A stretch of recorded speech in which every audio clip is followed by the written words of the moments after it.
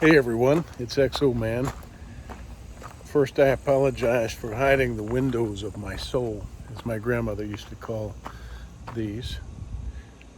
But it's very, very hot and bright out here, so I'm going to wear my glasses.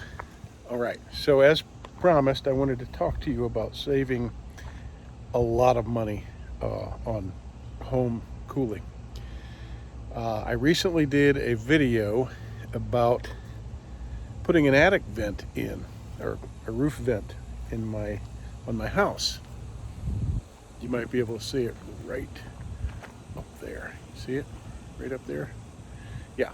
So I punched a hole in my roof, and it drove a lot of people crazy. Oh, what are you doing? You're putting a hole in your roof. Don't you know you have ridge vents? And I didn't do a good job explaining this.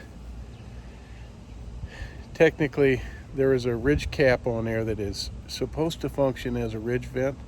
The only problem is the damn roofers put the shingles over the vent, over the gap in the plywood. If you know anything about ridge vents, you just hold the plywood back or you cut it back. You put the ridge cap on, and the plywood is cut back under the ridge cap, and it allows the air to flow out, the hot air, and your circulation flows in through your soffit. Under here is all perforated.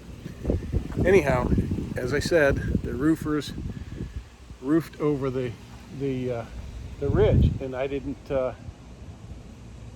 have time to go up there and tear off all the ridge vent and cut all that back. I'm going to do that. I think I'm going to have the company that manufactured the home cover the cost. But here, let me tell you what happened. Before I caught this, I lived in this house for 2 years with a struggling air conditioning system. I thought the air conditioner was failing prematurely. Maybe it was an off-brand. I'd never heard of the brand before. At any rate, I lost the coil, the indoor unit, the coil in there. That had to be replaced at a cost of $1,200. Still didn't catch it. It was starting to cool better, but not great. And I thought, well, my outdoor unit must be failing too. Well, it was. So now I have replaced the compressor out here for the cost of about $800 or $900. So I'm $2,000 into repairing or replacing parts in air conditioning parts in a 8-year-old house. So anyway, I wanted to go over this with you and let you know that you could be saving so much money if your attic is properly ventilated. In this case, it wasn't. I can show you what I'm talking about. I'll give you some shots of the inside of the house. All right, so here we are again in my attic. Now, on a hot summer day, typically an attic can reach 160 degrees, right? That's a ventilated attic. Well, in an attic that's not ventilated, not properly ventilated, how hot can it get? Who knows? Really, really hot, like an oven, like baking cookies. This is your air duct, all right? So imagine that kind of load. This is delivering cool air to your house, and it's going through this incredibly hot attic. These ducts are just baking up here in this heat. There's a tremendous load on your cool air of ambient heat in your attic, right? So you want your attic to be as cool as possible. Man, in the summer, if you're in a hot environment, you want circulation in here. You want fans and soffit vents and ridge vents.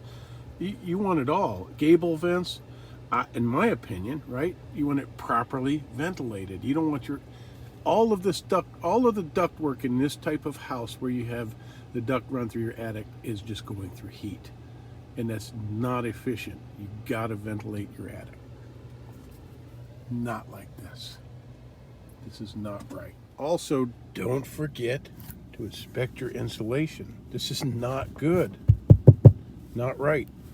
So we need to bring in a bunch more insulation. House. But that one little vent helped immensely in an emergency situation, and I'll leave it there. It's not a problem. I like having extra ventilation, and it's right above my access panel where I can go and cover it in the winter to keep the heat in to help keep the house warm. But there you go, people. Inspect your attics. When you move into a house, inspect your attic for proper ventilation. Learn from my failure as a homeowner to do that. I've lived in numerous houses, and I just didn't imagine that someone would do that to a home. So they ended up costing us a lot of money. Well, basically my failure to notice didn't help matters much. But I just wanted to share that this cautionary tale with you. All right.